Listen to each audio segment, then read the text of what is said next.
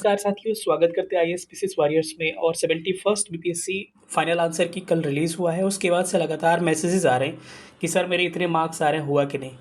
कल एक माफ़ी चाहते इस चीज़ के लिए। कल मैंने एक वीडियो अपलोड किया, उसमें मैंने ऐसे भी कट ऑफ नहीं बताया था, मैंने बताया था कि कम जाएगा और आपसे कमेंट में मार्क्स पूछने के लिए मैंने वो वीडियो बनाया था। उसमें एक्चुअली वीडियो मेरा आधा से कट गया था टेक्निकल इशू के कारण, तो जानबूझ के हम लोगों के द्वारा नहीं किया गया था, तो उसके लिए एक्सट्रीमली सॉरी। और अब आते हैं हम अपने टॉपिक पे कि इस बार जो है आपका फाइनल आंसर की आया है और प्रोविज़नल आंसर की इससे पहले आया हुआ है। प्रोविज़नल आंसर की के बाद से हमने देखा कि मैक्सिमम यूट्यूब चैनल क्या मैक्सिमम क्या 99.99% लोग जो है अपना कट ऑफ आपको बढ़ा दिए हैं। और कैसे मैच करवाएंगे जब आपका कट ऑफ आएगा, तो कहेंगे कि देखिए अगर वो प्रोविज़नल वाला उनका आ गया तो 2-3 नंबर कम बताए होंगे पहले, और फाइनल वाला आ गया 2-3 नंबर ज़्यादा बढ़ा के बताएं, तो वो दिखाएंगे। अगर प्रोविज़नल से लड़ गया तो वो दिखाएंगे देखिए मेरा इतना गया, मैंने कहा था। फाइनल से कहेंगे कि देखिए मैंने इतना कहा था। ठीक है, तो ये चीज़ें मुझे करने नहीं आती है। जो बातें हैं मैं क्लियर कट कहूँगा और जो मैं बताऊँगा 70 बीपीएससी में आप जाके देख ले। खैर पत्थर की लकीर हम भी नहीं खींच सकते।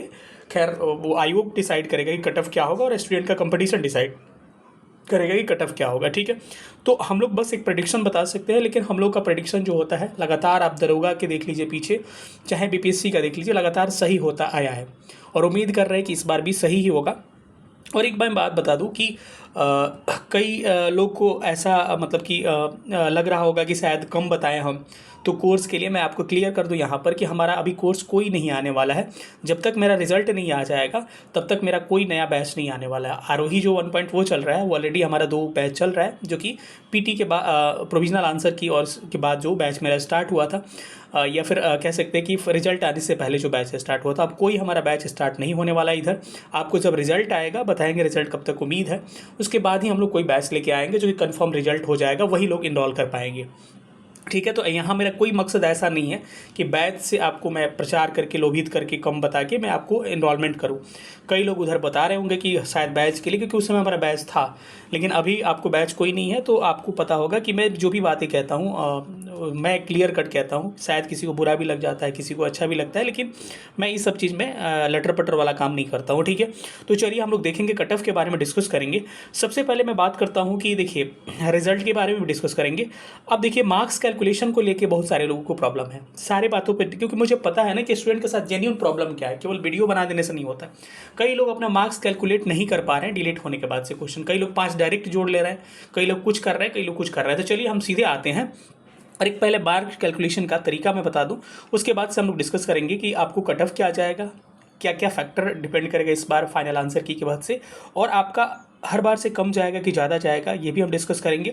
और रिजल्ट कब तक आएगा इस पर हम लोग डिस्कस करेंगे। चलिए हम पहला अपना मुद्दा डिस्कस करते हैं। इससे पहले अगर आपको मार्क्स कैलकुलेट करने नहीं आ रहा है, मैं एक तरीका बता दे रहा हूँ, उसी से करिएगा। जो प्रोविजनल आंसर की में जो आंसर की आया गया उसको सब छोड़ दीजिए।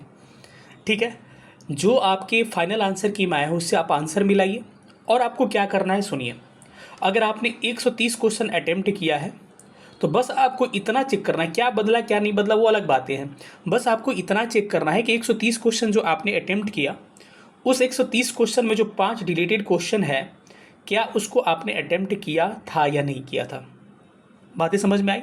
सपोज करिए कि 5 क्वेश्चन में से आपने 5 क्वेश्चन अटेम्प्ट कर दिया था, उस समय गलत था क्या था ये इससे मैटर नहीं करता है, तो आप 130 पे ही क्या करेंगे, अपना टोटल अटेम्प्ट मान के चलेंगे। सपोज करिए कि आपने अगर 5 डिलीट क्वेश्चन हुए थे और उसमें से आपने 4 क्वेश्चन अटेम्प्ट किया था, उसमें से एक मानी मेडल वाला क्वेश्चन आपने अटेम्प्ट नहीं किया था, तो आपने एक अटेम्प्ट नहीं किया तो इसको 131 मान लीजिए। 2 अटेम्प्ट नहीं किया, 3 ही अटेम्प्ट किया, 2 अटेम्प्ट नहीं किया इसमें से, तो 32 मान लीजिए। मतलब कि जो क्वेश्चन आपने अटेम्प्ट नहीं किया है ना, उसको इसमें ऐड कर लीजिए। मतलब कि आपने जो क्वेश्चन अटेम्प्ट किया उसमें ऐड कर लीजिए कि मैंने, मतलब सपोज करिए कि आपने 4 क्वेश्चन अटेम्प्ट किया है और एक नहीं किया डिलीट वाला, तो इसको 131 अटेम्प्ट मान लीजिए। अगर आपने 130 अटेम्प्ट किया तो 131 एक ऐड कर लीजिए। और आपको क्या करना है, कोई क्वेश्चन घटाना बढ़ाना नहीं, मैंने 131 बता दीजिए। सपोज करिए कुछ क्वेश्चन आपके गलत हैं, ठीक है, सपोज करिए कि आपके 30 क्वेश्चन गलत है 131 में से, ठीक है, तो 30 क्वेश्चन का निगेटिव आप 30 क्वेश्चन में से पहले तो 30 घट जाएगा तो 101 हो गया। और 30 का निगेटिव कितना होता है, 1/3 0.3 से गुणा करिएगा 33 से, तो ये आएगा 10 नंबर, तो ये क्या आ जाएगा, 91 नंबर आ जाएगा। ठीक है, तो आपको ऐसे कैलकुलेट करना है कि जितने भी डिलीट क्वेश्चन हुए हैं, अगर आपने अटेम्प्ट नहीं लिया है तो उसको क्या मान लीजिए, अटेम्प्ट मान लीजिए। और जब सही अपना कैलकुलेशन करिए, ये तो मैंने गलत बता दिया ना, सही क्वेश्चन कैलकुलेशन करिए। सपोज करिए कि आपने 131 मैंने बता दिया, 130 अटैम्प्ट लिया था और 5 डिलीट में से एक अटैम्प्ट नहीं लिया था, तो 131 कर लीजिए। और उसके बाद क्या करिए कि आपका अगर 80 क्वेश्चन पहले सही था, डिलीट वाले क्वेश्चन को सही में मानते चलिए, चाहे आपने प्रोविजनल में आंसर गलत लगाया सही लगाया उससे मैटर नहीं करता है। सपोज करिए कि 5 डिलीट हुआ है और आप किसके पहले 80 सही हो रहा था, तो 85 हो जाएगा वो। तो मतलब जितने भी डिलीट क्वेश्चन हुए हैं ना, उसको सही क्वेश्चन में आपने कैलकुलेट कर लीजिए। सपोज करें 85, ऐसे करके आप यहाँ से कैलकुलेशन आप निकाल सकते हैं। मैं उम्मीद कर रही कि आपको चीज़ें समझ में आ गई होगी। अब हम सीधे आते हैं कि फैक्टर जो है आपको कैसे डिपेंड करेगा रिजल्ट पे। बाकी सारा ही हमने देख लिया, कितना रिजल्ट दिया जाएगा, कितना क्या आपको 1298 सीटें हैं।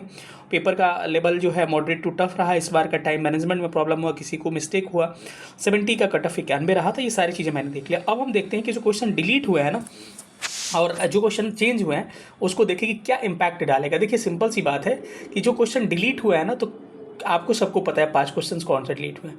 अब ये 5 क्वेश्चन में से कौन सा क्वेश्चन जो है अच्छे स्टूडेंट को प्रभावित किया है? श्री कृष्ण सिंह वाला पहला क्वेश्चन, सॉरी श्री कृष्ण सिंह वाला चेंज हो गया। पहला क्वेश्चन आपको द यंग इंडिया न्यूज़पेपर वाला क्वेश्चन जो है सबको प्रभावित किया, क्योंकि जितने भी पढ़ने वाले स्टूडेंट थे उनका क्या हुआ है, उन्होंने सही लगाया था, और जो नहीं पढ़ने वाले स्टूडेंट थे ना, उन्होंने गलत लगाया था, उनको यहाँ पे फ़ायदा हुआ है।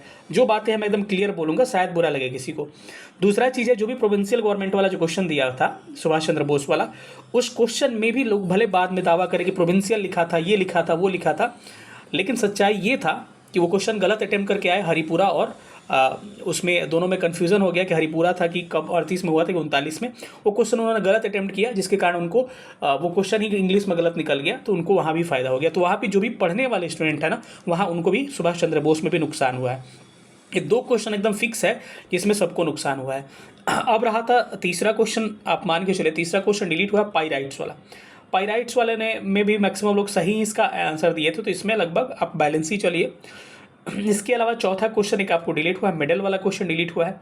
तो मिडल वाले क्वेश्चन में भी आपको क्या है, इसमें भी लगभग किसी ने अटेम्प्ट नहीं लिया था या लिया था, तो इस तो नॉर्मल है, ये करना चाहिए था। पांचवा क्वेश्चन है आपका नो कॉन्फिडेंस मोशन वाला जो क्वेश्चन था, सिंसियर मोशन वाला क्वेश्चन था, वहीं अविश्वास प्रस्ताव वाला, तो वो आपका एक डिलीट हुआ है 5 क्वेश्चन।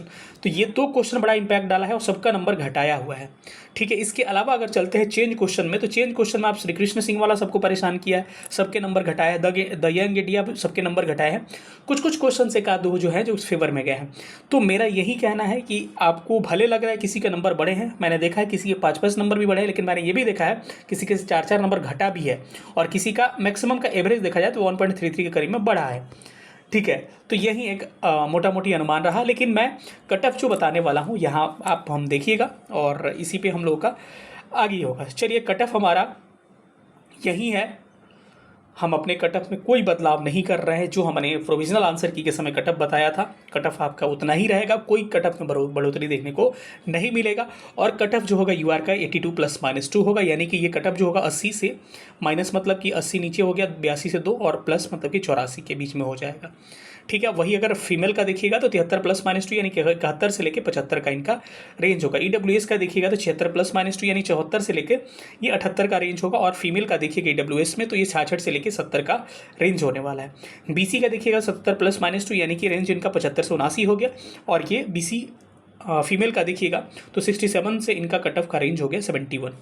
आगे अगर नीचे आते हैं तो बीसीएल कंफर्म कर दूं कि जो भी बैकवर्ड क्लास में विवाहित महिलाएं होती हैं उनको बीसीएल में कंसीडर किया जाता है, लेकिन ज़रूरी नहीं है, कई बार सीटें खाली रहती है। तो ईडब्ल्यूएस कैंडिडेट को भी हम देखे हैं कि जो अनमैरिड भी हैं उनको भी इसमें लिया जाता है, या फिर बीसी में भी अनमैरिड है उनको भी इसमें ले लिया जाता है। ठीक है, इनका कट ऑफ थोड़ा कम होता है, 67 + -2 यानी 65 से 69 का रेंज रहा। ईबीसी मेल का आपका 74 + -2 यानी कि 72 से 76 का रेंज रहा, और फीमेल का देखिएगा तो 64 + -2 यानी कि 62 से आपका 66 तक का रेंज रहा। एससी का देखिएगा 65 + -2 यानी इनका रेंज क्या हो गया, 63 से आपका 67 का रेंज हो गया। फीमेल का आप देखिएगा तो 52 + -2 यानी कि 50 से 54 का रेंज हो गया। एसटी कैटेगरी का देखिएगा तो 60 + -2 यानी कि 58 से 62 का रेंज होगा। एसटी फीमेल का आप देखिएगा तो एसटी फीमेल का कट ऑफ मैं यहाँ पर 1 मिनट रुकिए थोड़ा, हाँ, एसटी फीमेल का कट ऑफ 52 + -2 यानी कि वही 57 से लगभग 61 का रेंज रहेगा, वही मान के चलिए 55 से 60 का रेंज मान के चलिए मोटा मोटा। डिसेबल का आप देख लीजिएगा, इसमें जो 6 कैटेगरी में 53 ± 2 यानी कि ये 51 से 55 हुआ। डीडी में 48 ± 2, ओएच में 63 ± 2, एमडी में 48 ± 2 और फ्रीडम फाइटर में 62 ± 2, यही हमारा कट ऑफ का रेंज रहा। उम्मीद कर रहे हैं कि ये कट ऑफ आपको जेन्यून लगेगा, और जो एग्ज़ाम दिए हैं उनको पता है कि कितना उसमें स्ट्रगल करना पड़ता है, एग्जाम में कितना सिली मिस्टेक होता है, उसके बाद पता चलता है। अब हम बात करते हैं थोड़ा रिजल्ट के बारे में कि रिजल्ट आपको कब तक आने की पॉसिबिलिटी है। ठीक है, जो लोग भी नए होंगे टेलीग्राम ग्रुप का लिंक होगा डिस्क्रिप्शन में, ज्वाइन करिएगा, और ऑथेंटिक इन्फॉर्मेशन के लिए IAS वॉरियर्स चैनल को सब्सक्राइब करके अधिक से अधिक सेशन को शेयर करिएगा। देखिए फाइनल जो रिजल्ट की बात करें तो देखिए कई लोग कह रहे हैं 6 तारीख को 7 तारीख को, बिना ऐसे जाने सुने। देखिए 8 तारीख तक तो अभी OMR पे ऑब्जेक्शन ही करना है आपको, ठीक है। इसके अलावा 8 तारीख के बाद से आपको रिजल्ट 1-2 दिन में देखने को मिल जाएगा। तो सपोज़ करिए कि 8 के बाद से जो वीक स्टार्ट हो रहा है उसमें आपको रिजल्ट देखने को मिल सकता है आपको, ठीक है। तो यही रहा, 8 से पहले कोई रिजल्ट आने की पॉसिबिलिटी आपकी नहीं है। मैं बता दूं कि 8 तारीख को सैटरडे पड़ रहा है, 9 को संडे पड़ रहा है, तो उम्मीद है कि 10 से 11 या 10 से 12 के आसपास रिजल्ट आपको देखने को मिल सकता है। यानी कि उस सप्ताह में जो अगला जो 9 तारीख से सप्ताह स्टार्ट हो रहा है उसमें आपको 10 तारीख से स्टार्ट हो रहा है उसमें आपको रिजल्ट देखने को मिल सकता है, ठीक है। कई लोगों को OMR अगर डाउनलोड होने में प्रॉब्लम हो रहा है तो देखिए व्यू वाले पे करके, अगर फ़ोन से आप कर रहे हैं तो डैशबोर्ड वाला 3 डॉट पे आप क्लिक करके कर लीजिएगा। डैशबोर्ड पोर्टल फॉर्म में चले जाइएगा ना, तो आपको दिक्कत नहीं होगा, ठीक है। कैसा लगा सेशन सब लोग बताइएगा। मिलेंगे किसी अगले सेशन, तब तक अपना ख्याल रखिएगा। सेशन देखने के लिए बहुत बहुत धन्यवाद। Thank you so much. जय हिंद, love you all, thank you so much.